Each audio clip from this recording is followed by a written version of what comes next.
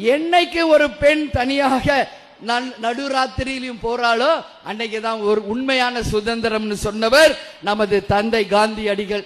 இன்னைக்கு அது போல தமிழ்நாடு முழுக்க ஒரே ஒரு குற்றச்சாட்டு தான் அண்ணன் மேல இருக்கு. அதுவும் இந்த பெண்கள் கூட்டத்தில் நான் சொல்றேன், எங்க பார்த்தாலும் பாலியல் வன்கொடுமை, போதை கலாச்சாரம் இருக்கு. இதை தவிர வேற என்ன சொல்ல முடியும்?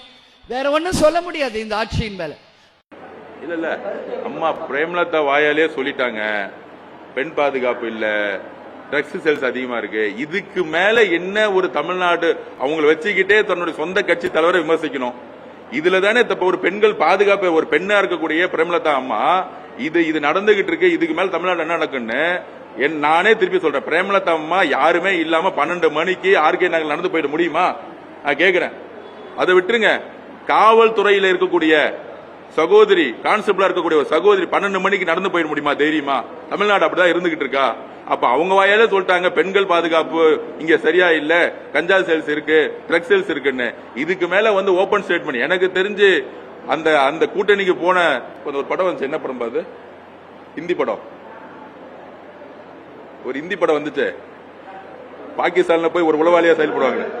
துரேந்தர் பாக்குறது இல்ல. எனக்கு தெரிஞ்சு திமுக இருக்கக்கூடிய துரேந்தர் அவங்க நினைக்கிறேன்.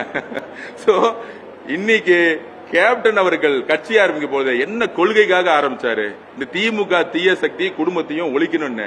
அதுல இருந்து விலகி அண்ணன் மு.க. ஸ்டாலின் அவர்கள் முதலமைச்சர் ஆகணும் பேசுறாங்க பாத்தியா? அண்ணன் கேப்டன் விஜயகாந்த் அவர்களுக்கு மனசாட்சியும் சரி, அவங்களுடைய ஆன்மாவும் சத்தியமா சாந்தி அடையவே அடையாது இந்த பேச்சுகள்லாம் கேட்கும் பொழுது அப்படிங்கிற வலியுறுத்தும்.